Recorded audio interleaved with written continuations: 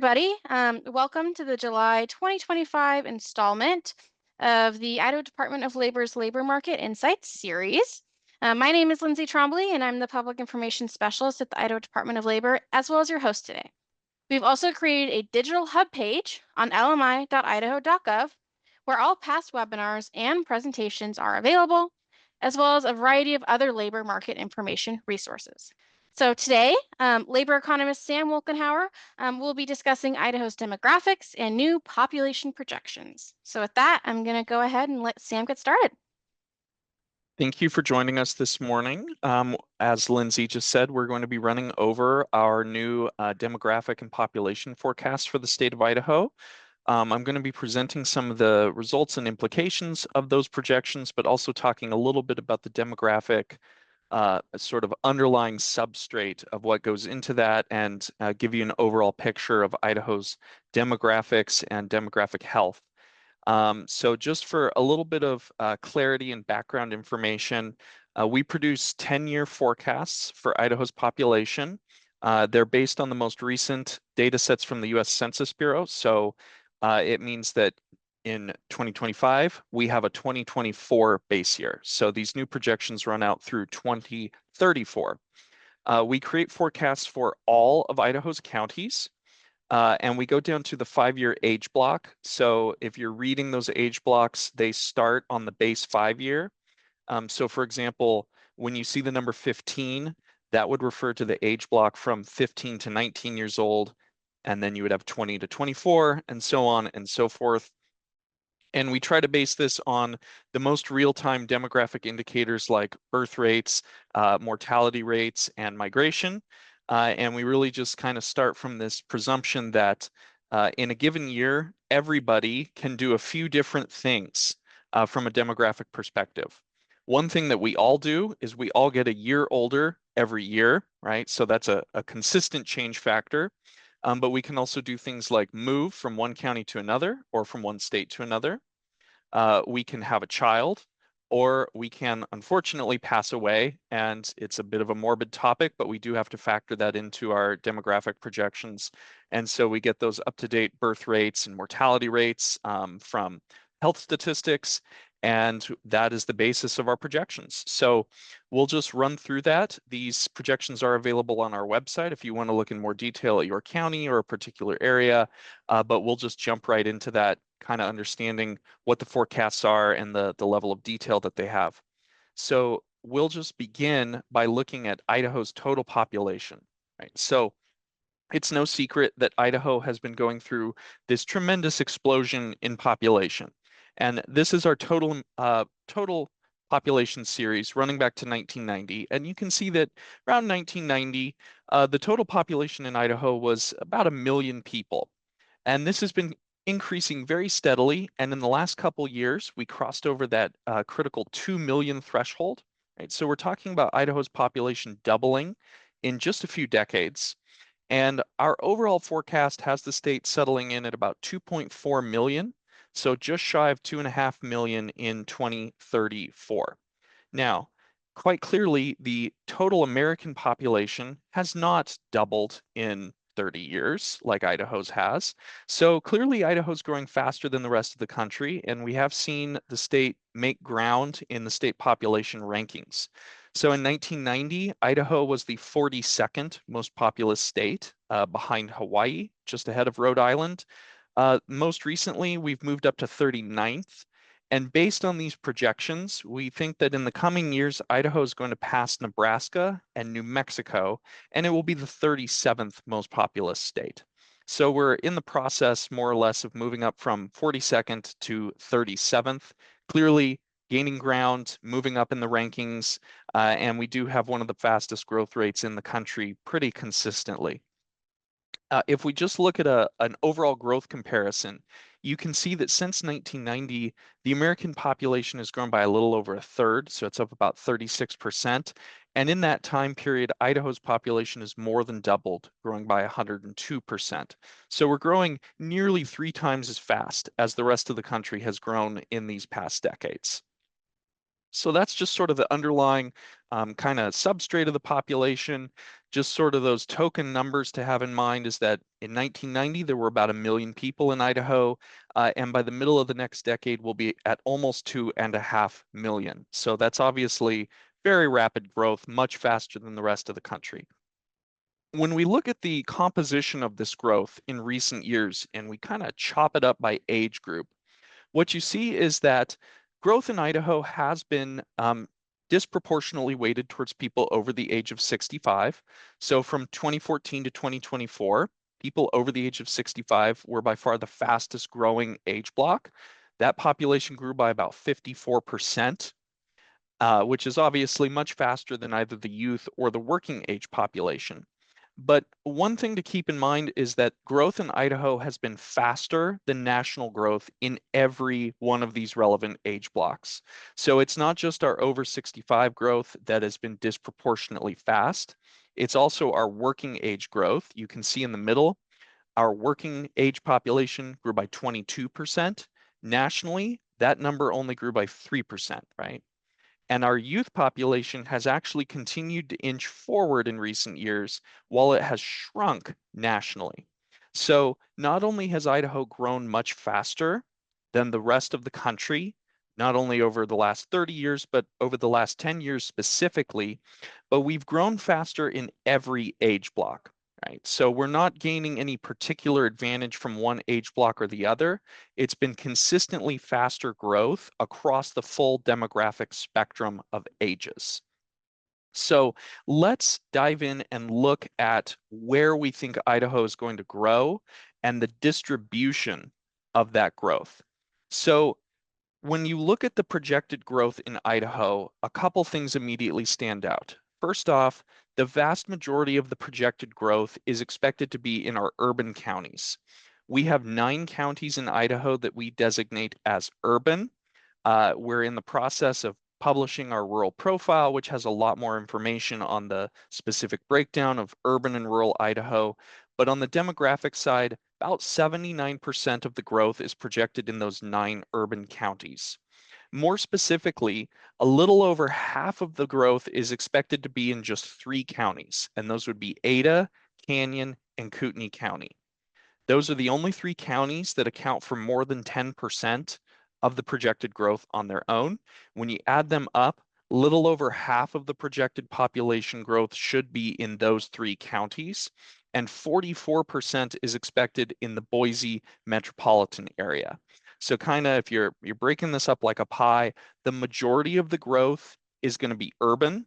Within that, the majority of the urban growth will be in those 3 counties, and then the Boise metropolitan area of Ada and Canyon County are almost half of the growth on their own, right? So Idaho is a rapidly growing state.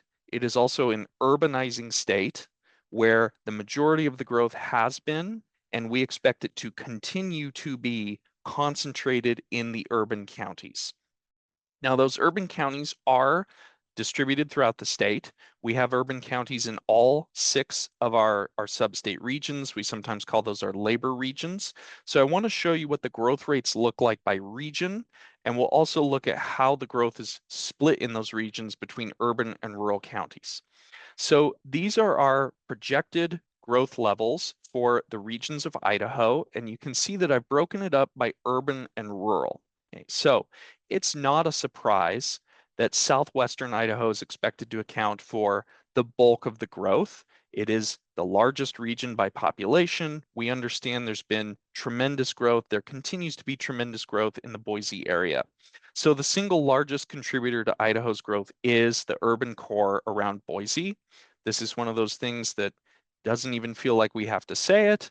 We kind of know it, but your assumption is going to be correct that that's where the bulk of the growth is expected to be. However, all 6 of our regions are expected to grow. Even north central Idaho, around Lewiston and Moscow, we do have growth projected there. So we don't have any regions that we anticipate are actively shrinking. We think there's going to be broad growth distributed around the state. But one thing that I want to draw your attention to is that we actually have a couple of sub-state regions where rural growth is expected to be the main contributor, where the rural counties are going to grow faster than the urban centers.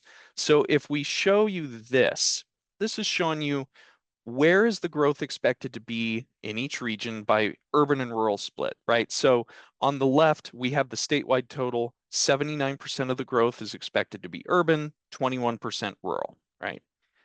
If you look at the southwestern region, right, that's right in the middle. Again, Boise predominates the region. So about 90%, almost 90% of that growth is going to be urban.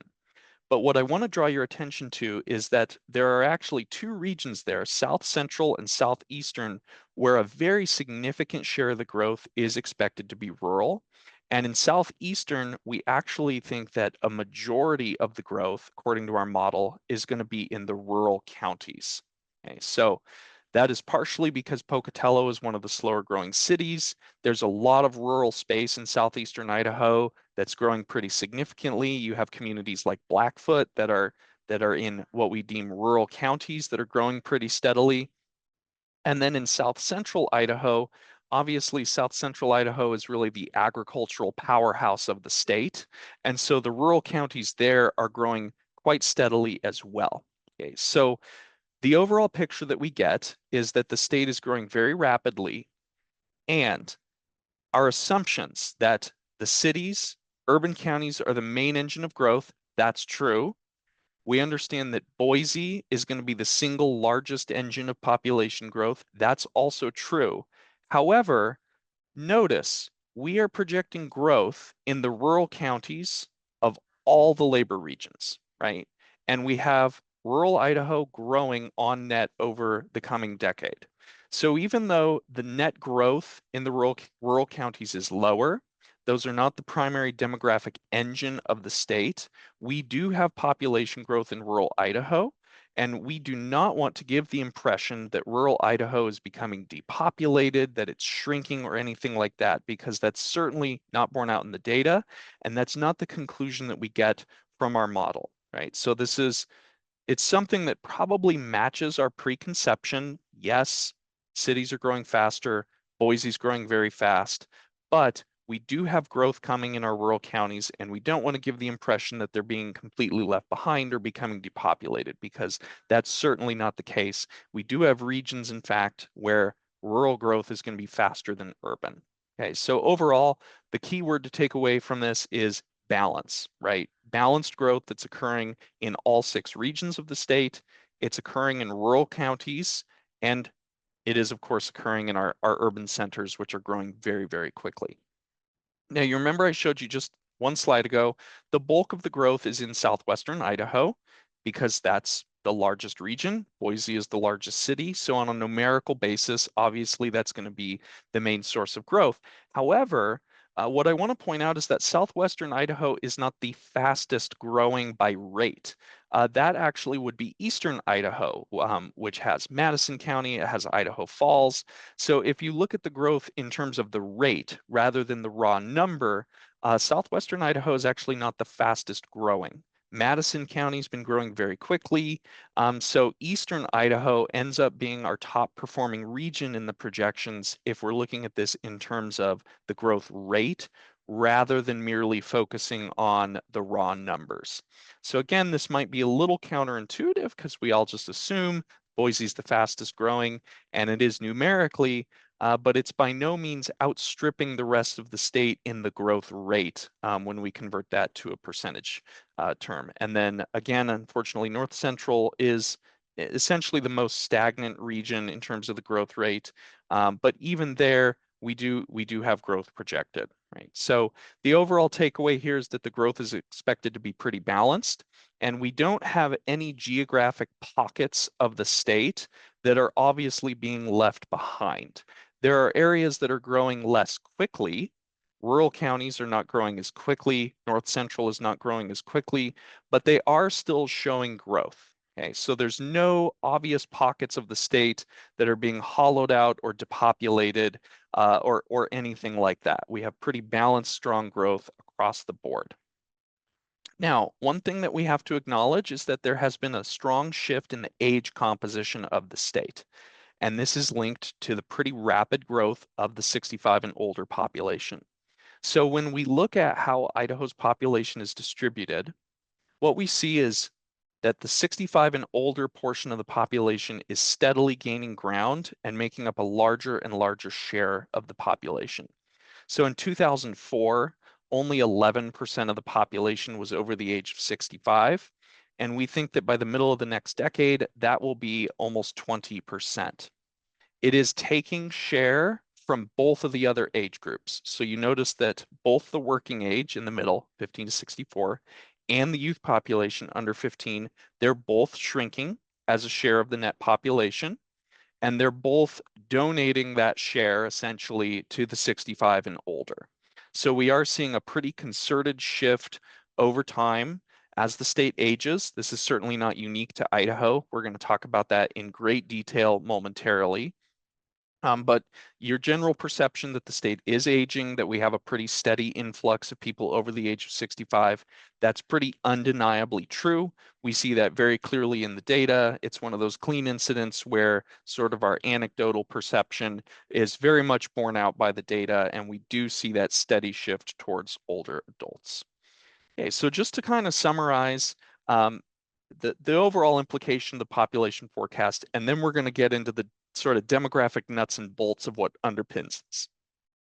Idaho's been growing very rapidly. We do expect that to continue. So if you're just kind of penciling in a headline number here, we think that the state's population will be almost 2.5 million by 2034. And in the process of that growth, we are projected to pass Nebraska and New Mexico. We should be the 37th most populous state in the country, rising from 42nd. Our growth rate is expected to be about 4 times as fast as the rest of the nation. The Census Bureau puts out population forecasts for the country, right? So we can do a pretty clean comparison. They have the United States population growing at a little under 4% in the coming decade. You compare that to a 15.5% projected growth that we have for the state. So our growth rate definitely outstripping the rest of the country. And based on the Census Bureau's forecasts, we surely expect to outpace the rest of the country's population growth. We do think growth will continue to be concentrated in the urban counties. They will account for a little less than 80% of the projected growth. And of course, Boise accounts for the most growth. It is our largest city. It is our main economic and demographic engine. However, it is not the fastest growing region. As I showed you, Eastern Idaho is expected to grow a little bit faster, and we do have growth distributed around the state, right? So that's one of those uh, really good points. It's good news that we want to emphasize is that the demographic data does not indicate that we have pockets of the state that are shrinking or depopulating at the expense of others. The growth is not distributed evenly, but it is getting everywhere, right? Finally, we do see that the aging pattern that we're aware of very clearly borne out in the data, and the over 65 population is growing, 3 times as quickly as the youth population on a numerical basis. So we do see that the state is continuing to age. However, I want to return to that slide that I showed you earlier. All brackets of Idaho's age profile are growing faster than the corresponding ages nationally. So even though we are disproportionately growing in the 65 and older, our working age population is growing quite a bit faster than it is nationally, right? And the same for the youth population.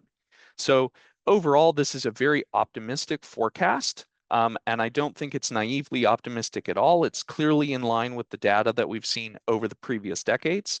We're going to continue to have very robust growth. That growth is going to be distributed around the state, even if it's more concentrated in the urban counties. And we are seeing growth across the age cohorts. So that's our general picture as we barrel along towards 2.5 million. And at this point, I would like to transition to talk a little bit about the underlying demographic factors, kind of explore this a little more, what actually goes into this demographic picture. So if you look at Idaho's population structure, a few interesting things emerge. So you may have seen what's called a population pyramid. This is a population pyramid that's just tipped on its side. So each bar represents the size of a 1-year population block. And I've also conveniently colored it so that you can see where the generations are. So where there's a taller bar means there's more people. One sort of housekeeping note on the far end, you might be looking at that going, wow, that is a lot of 85-year-olds. That is 85 and older, right? So it's a very large block because it includes everybody over the age of 85 that ends up being disproportionately large. It's just a sort of artifact of the way the data is tabulated. I would encourage you not to fixate too much on that. Now, when we look at the generations, we see a few patterns emerge that are very important for us. So number one, you notice that we have a bulge in the middle of Gen Z. And in fact, the largest single year of age is 18 years old. That is because Idaho has one of the highest proportions of its population currently attending a university. And you will see in a later slide that Idaho actually has a pretty consistent net inflow of people around age 18 who come to attend school. What you notice, however, is that there's significantly fewer 20-year-olds. So if you're looking at that bump around age 18, you notice it pretty quickly trails off. So what this indicates is that there's a sort of life cycle flow in Idaho where we have actually a very healthy number of college students, but not all of those people are retained in the workforce after they graduate. Okay, so that's the first little quirk that we notice with Gen Z. Another thing that we want to notice is that we have a little bit of a math problem that undergirds a lot of what we're going to be talking about today. Idaho's Gen Z and millennial populations are quite robust. Those are our two largest generations in the state. You might be surprised that we have more millennials in the state of Idaho than we have baby boomers, and yet we do. However, the critical factor that underpins a lot of the demographic discussions is the relatively small size of Generation Alpha, which is, it's sort of a new term. They're still essentially children, so this doesn't really get thrown out a lot. You certainly don't hear it in discussion as much as you hear a label like Gen Z or Baby Boomer. But Gen Alpha is the current youth generation. And what you notice is there's a very large drop off in size compared to predecessor generations. So, for example, Idaho has about 100,000 more Gen Z than we have Generation Alpha. Okay. And so understanding that the incoming youth generation is considerably smaller than predecessor generations is really important. And this forms sort of the basis of how we understand the demographic progression of both the country and the state. Okay, so the overall impression here is that Idaho is actually a relatively young state in the sense that we have very large Gen Z and millennial populations relative to Gen X and the baby boomers. So Idaho has a relatively young demographic profile where a lot of this population is front loaded in the younger generations. However, Generation Alpha is significantly undersized relative to the predecessor generations, which are Gen Z and the millennials. So why is this? Well, we're all aware of the issue with declining birth rates in the United States. This is the total fertility rate for the United States, and this is essentially analogous to family size. It means the average number of children that are expected for a mother or a family when they complete their childbearing age. And you can see that in 1960 in the United States, we had almost 4 children per family, which is the fundamental reason why there are so many baby boomers in the United States. They came from the last generation to have what we might call surplus family size.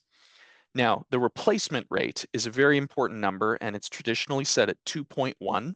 And that simply means, how many children do you need on average per family for your population to be stable in the long run, right? So you have to replace 2 parents, and then you need that extra 0.1 to account for childlessness and unfortunately early death does happen and other demographic factors that weigh on this.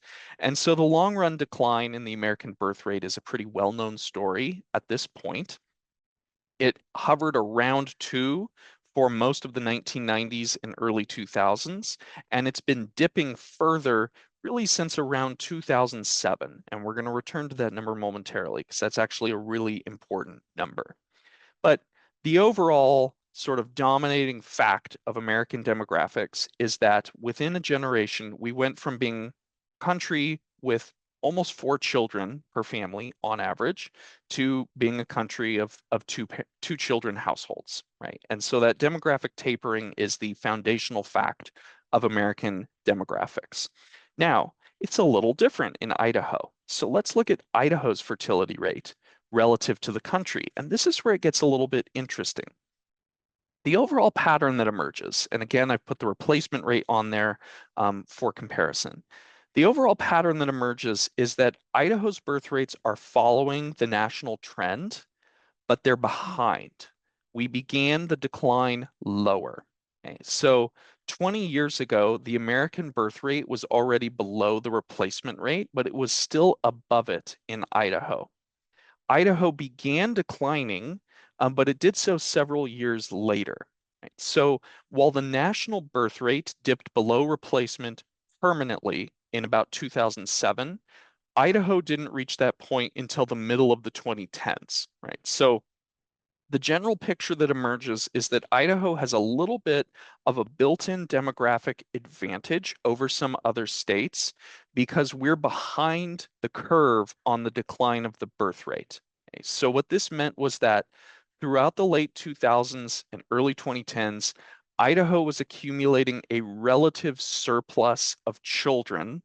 And I know it sounds funny to use words like surplus and children, right? But demographics, very foundational resource aspect of community health.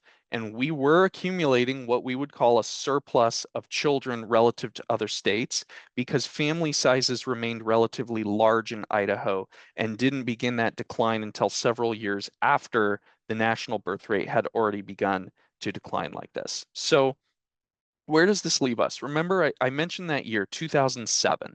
Okay. And 2007 turns out is a very important year for reasons completely unrelated to the financial crisis or any of the usual headline things that we associate with that year. 2007 was the year of peak births in the United States. Okay. That was the year that more children were born than at any point since.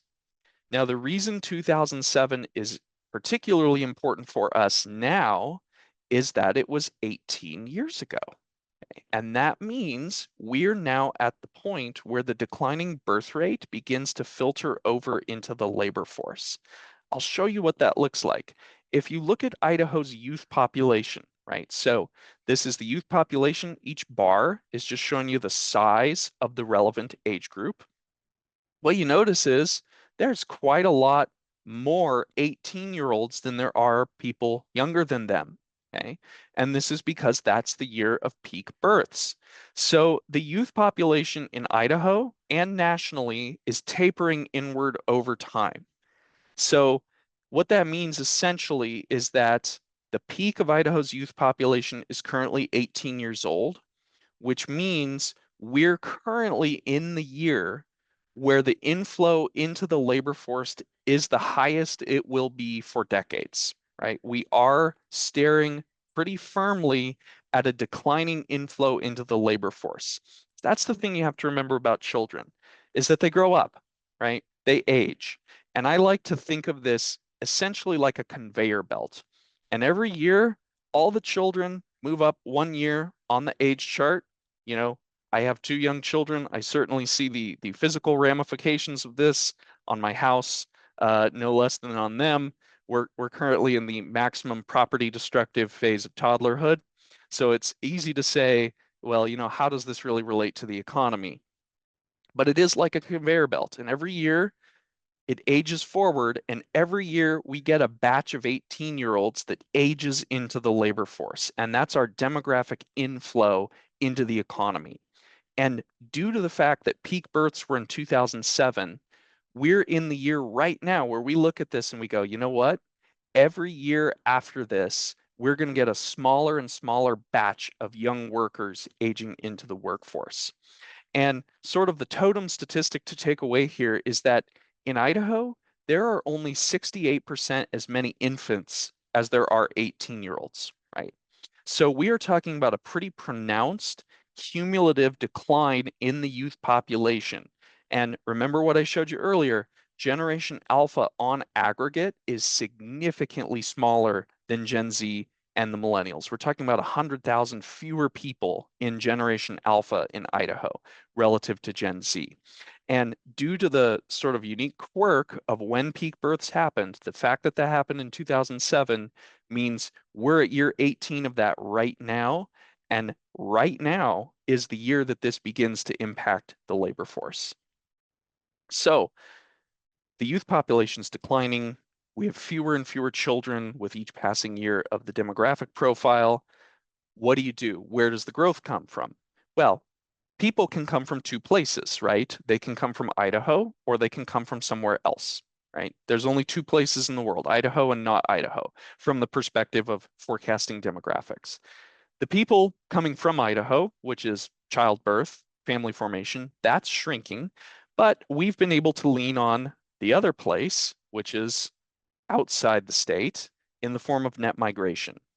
And what we see is that net migration to Idaho has more than made up for the declining birth rate in terms of keeping total population growth going.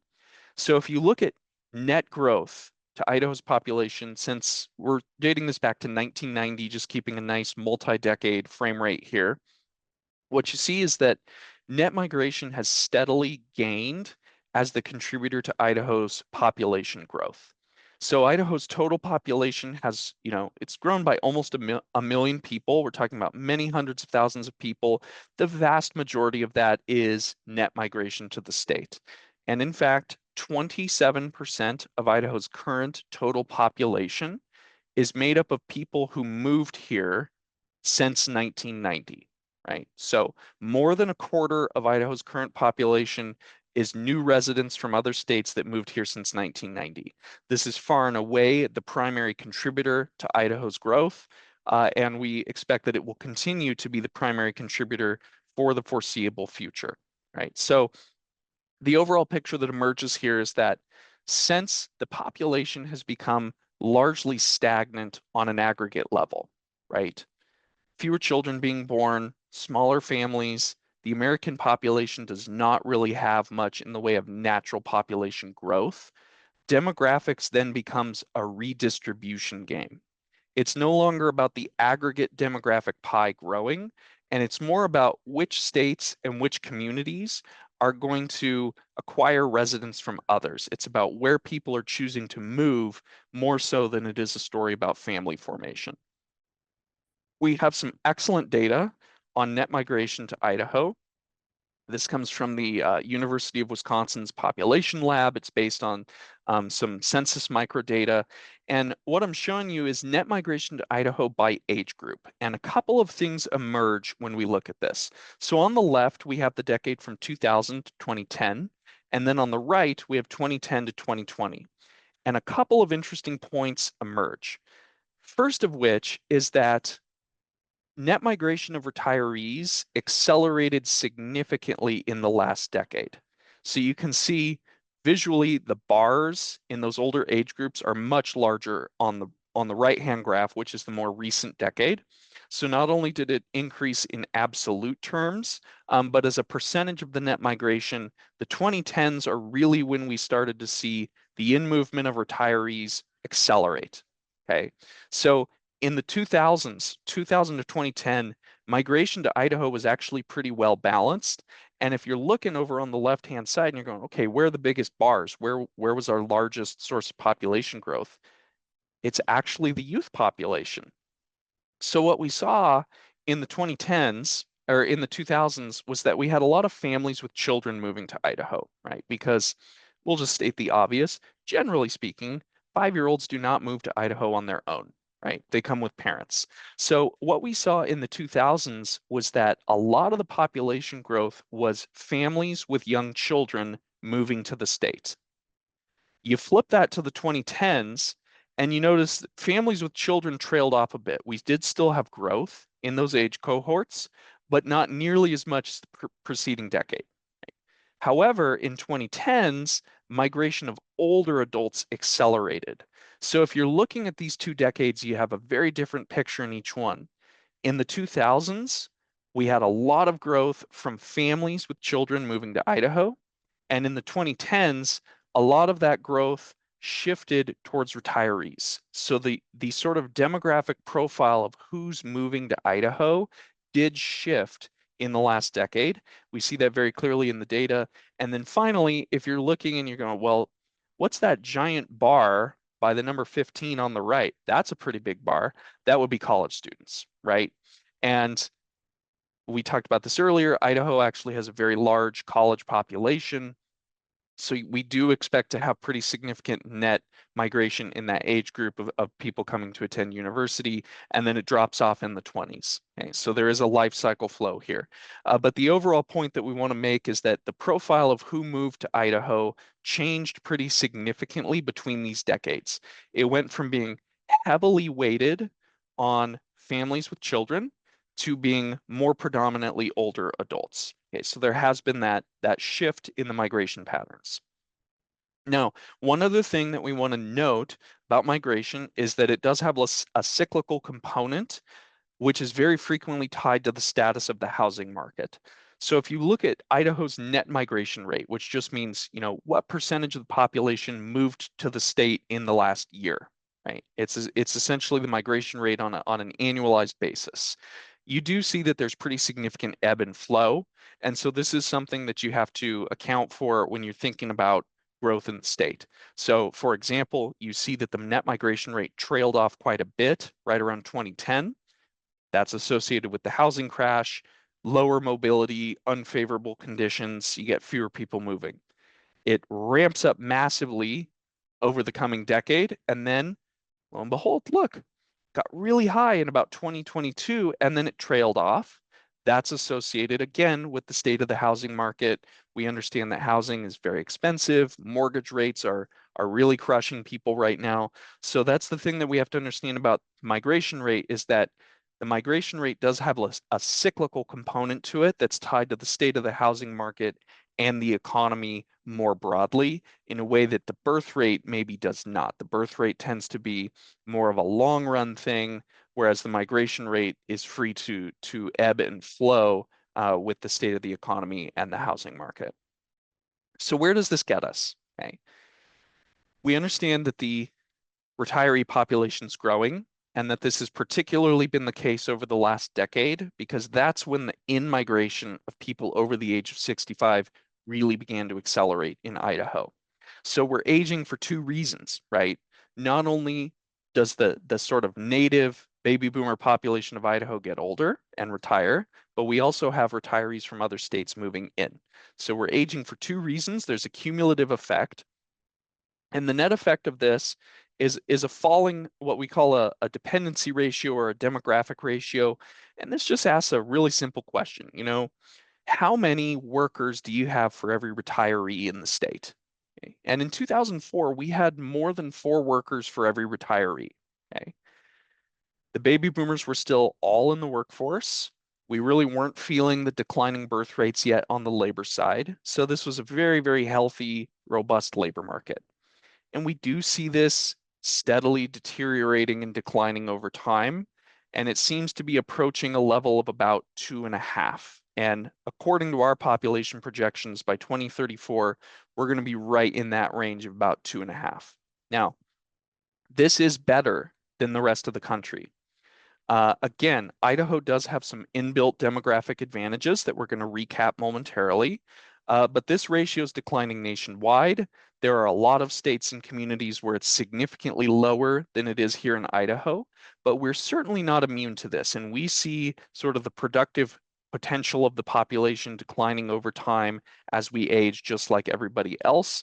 However, we're certainly fortunate for those demographic advantages that we have that are kind of helping us mitigate this as best we can. However, we do have to understand it's fundamentally not the same state and it's not the same country that it was 20 or 30 years ago.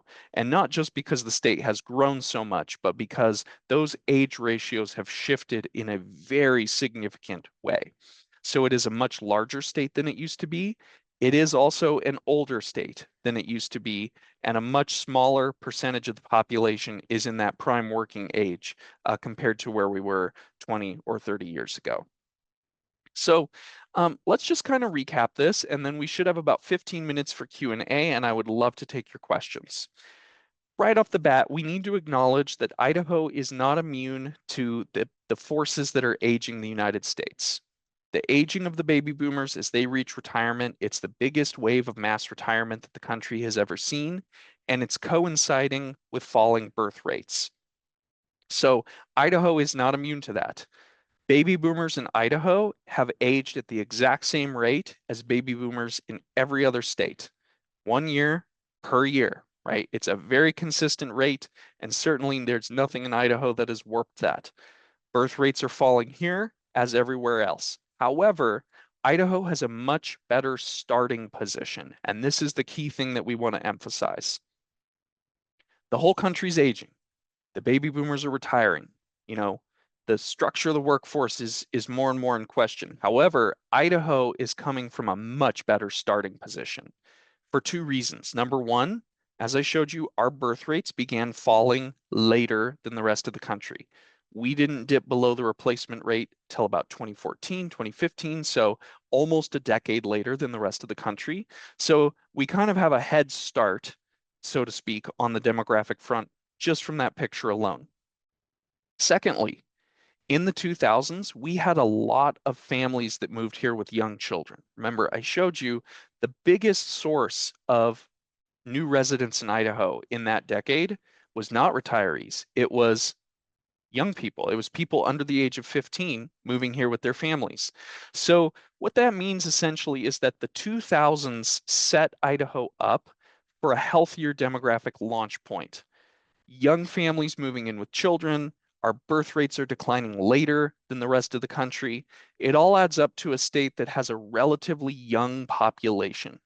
So kind of the way to think about this is that Idaho is aging for the same reasons that the rest of the country is. However, we're aging from a younger starting point. Okay, so it's essentially a demographic head start, and it puts us in a much healthier demographic situation than many other states in the country. However, birth rates are falling, families are smaller than they used to be in Idaho as everywhere else, and that means that now and in the future, the main source of population growth in Idaho is going to be new residents moving into the state. That accounts for 27% of Idaho's current population, and it's going to account for the vast majority of the coming growth in our forecast period and beyond it. Okay, so we're at the point where we're really exhausted on our ability to grow the population naturally. Families are just too small to generate robust growth. And so, to put it mildly, Idaho would not be going from a population of 1 to 2.5 million people in the absence of large scale and sustained movement into the state from neighboring states and elsewhere. So it really is net migration that's driving the growth, and that's going to be the case for the foreseeable future. Finally, the fundamental demographic fact to understand is that the current population of youth, the current child population, which we're calling Gen Alpha. I don't know if that name's going to stick. We'll call them that for now, but whatever we choose to call them, they are significantly smaller than their predecessor generations. We have 100,000 more Gen Z in the state than we have Gen Alpha. Okay, and understanding that the youth population is it, it's really difficult to understate how significant it is that it's a full 25% smaller than Gen Z, right? So we are in the middle of coping with that. And again, this is not a problem that's unique to Idaho. If anything, it's a problem that is dampened in Idaho thanks to how we set ourselves up for demographic success in the 2000s. However, that drop off in population size between those generations is sort of the central fact of demographics in the coming decades. And so coping with that is going to be foundational to how we maintain the demographic health of the state. So the overall message here, if I could give you sort of a pithy takeaway, is that Idaho's not immune to the demographic stressors facing the country.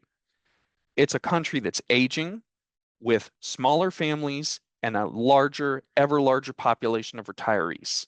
However, even though we're not immune to that, we set ourselves up for demographic success by being a younger state from the starting point and by being a state that people want to live in, right? And the fact that people continue to move to Idaho is how we are able to continue to generate aggressive demographic growth that just woefully outstrips neighboring states because we're a state that people want to live in.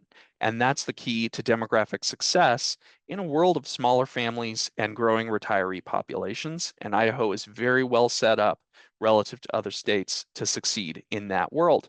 So that is our overview of state demographics and our look at the population forecast. And I would love to transition to a Q&A at this point. I think we have about 15 minutes for questions. Yeah, so we do have a few questions in the Q&A, and that's a good reminder. So if any of you have any questions for Sam, feel free to drop them in the Q&A, and he will be happy to answer them. So a question that did come in, Sam, from someone is, why is growth in population considered good news? So the reason it's important for the population to grow is because in the absence of growth, you age very rapidly and you end up with an unsustainable ratio of retirees to working age people, right? With smaller and smaller families, if you don't have working age people moving into the state, the weight of the retirements just create a very lopsided demographic profile, and it's very difficult to support an unduly oversized retiree population because when people talk about the retiree population, our brains naturally go to things like Social Security, and those things are important. But let's not forget that retirees consume healthcare. They need to go to the hospital. They need to see their doctor and their dentist. They go to restaurants. They do consume, purchase things. And so if you have a giant retiree population and a shrinking labor force, it's not just that something like Social Security becomes problematic, it's wait times in the ER, right? Just from the lopsided ratio of the labor force to the retiree population. Thank you, Sam. Another question that came in is, how does the next 10 years of demographic changes affect the housing market? So one thing that people sometimes ask me about that they're maybe a little worried about is, you know, the baby boomers eventually are going to sell all their homes. Is there going to be some glut of housing coming onto the market? Um, in the long run, a stagnant population is not great for, you know, home prices. However, it's important to remember that the baby boomers are very widely distributed in age. You're talking about a 20-year wide population. So the changes that we get from one population retiring or aging out, those tend to be distributed over a fairly long period of time. And that's kind of the nice thing about demographics is that demographics generally don't create huge shocks. It's more of a delayed release of effects that makes it easier to cope with, right? If all the baby boomers turn 65 on the same day, you know, I don't even know how the economy would function. But thankfully, it happens over a very long period of time. And that's the nice thing about demographics. I like to compare it to a Mucinex. You know, it's like a 12-hour extended release, doesn't hit your system all at once. Another question we have, Sam, and I'm not sure how you can answer this, but someone's wondering, how should these projections inform public policy in terms of taxes? That is a great question to talk to your legislature about. Awesome. I actually had a few questions for you, Sam. I'm very curious. So, do you foresee like Idaho's population like ever slowing down? Because it kind of seems like it's been on an upward trajectory for some time now. It's certainly possible that population growth can slow. Um, Particularly with the state of the housing market, you could see how in-migration to Idaho could be slower. However, that's different than shrinking. And we definitely don't see anything in the data anywhere that suggests Idaho's population is going to shrink. Growth might be less rapid, but it's still a growth story across the board everywhere we look. So we have another question about retirees. So when you count retirees who migrate into Idaho, do you count or not count those who may have been retired on a pension in another state, but then take a job in Idaho? Would those numbers be significant enough to make an impact on the labor market? Yeah, so there's a couple different data sets here that don't always talk to each other perfectly well, and I'll explain what I mean by that. If someone moves to Idaho and they work in Idaho, they're going to get counted as employed in Idaho. And whether or not they are receiving benefits from another state isn't going to factor into the fact that they're just counted as employed here, right? Employment statistics are kind of the great equalizer because we're all ones, right? If you're working, you're a one in the table, right? So it doesn't really matter if you have benefits from some other state. If you're working, you're a one, you're employed. However, there is income data from the Bureau of Economic Analysis that looks at things like transfer payments and investments. And so you could be generating income from a pension in another state or something like that, and that would also get counted. But they're kind of separate data sets, right? So you could be employed, and then pensions and 401ks, those all get counted in the income. And so we do all of these things do show up, but they don't always show up in the same row of the same table, if that makes sense. Another question that came in. So from a labor perspective, are these numbers troubling in terms of maintaining a labor force and avoiding a labor shortage? So, in the abstract, labor is going to be in shorter supply in the United States than it traditionally has been.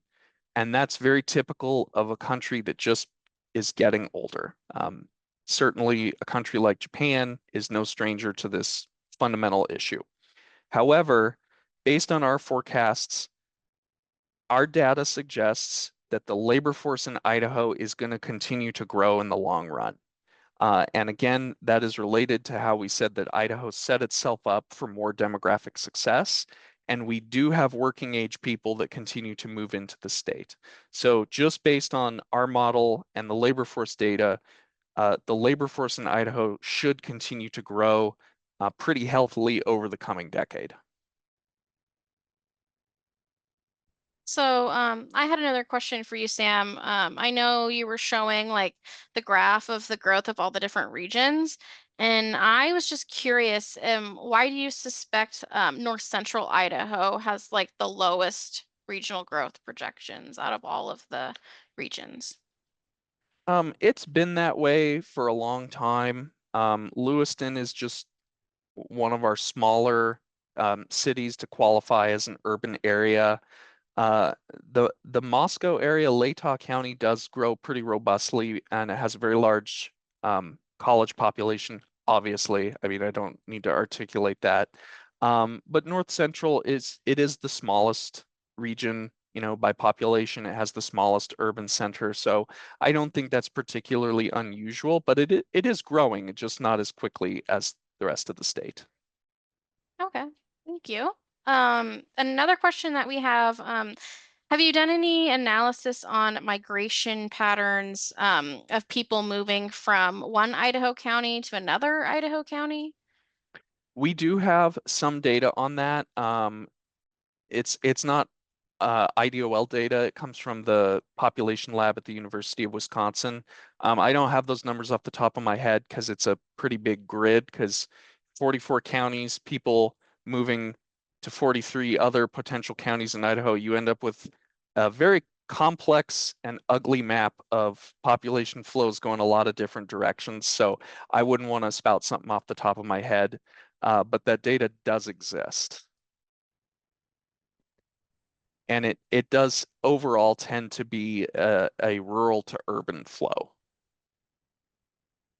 Um, Speak of resources, another person is wondering, is there a location on the website where they can gather like the same data on a city county level? So we currently have the statewide forecast posted, and we are hopefully in the process of getting the county forecasts up there for you to download. Um, if you want it right now and we don't have the download active, please feel free to email me and we can share that with you. Another question that just came in, what percentage of employees are working remotely for companies that are out of state? That's a good question.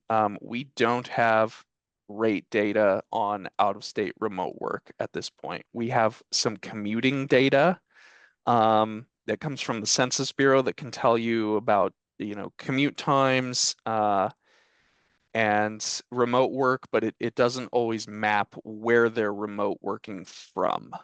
So there's a pretty decent number on remote workers, but it doesn't always give you a good sense of where their remote job attachment is, if it's out of state or not. Okay. Um, Another question I have for you, and it didn't really seem like we had any questions specific to this on your presentation, but I found it really fascinating when you were kind of talking about the different generations and the birth rate. And you mentioned like 2007 being like a big boom there. Do you think that Idaho will ever get back to that rate of birth? So kind of the pessimistic answer, but I think it's a little bit inescapable, is that family size declines very steadily, essentially everywhere in the world, no matter what anybody does about it. And it would be nice to say yes, but you would need a counterfactual. And it's kind of like you look around the world, you look at Brazil, and birth rates are falling, and you look at Argentina, and then, okay, well, maybe I'll look at Asia and Japan, South Korea, and China.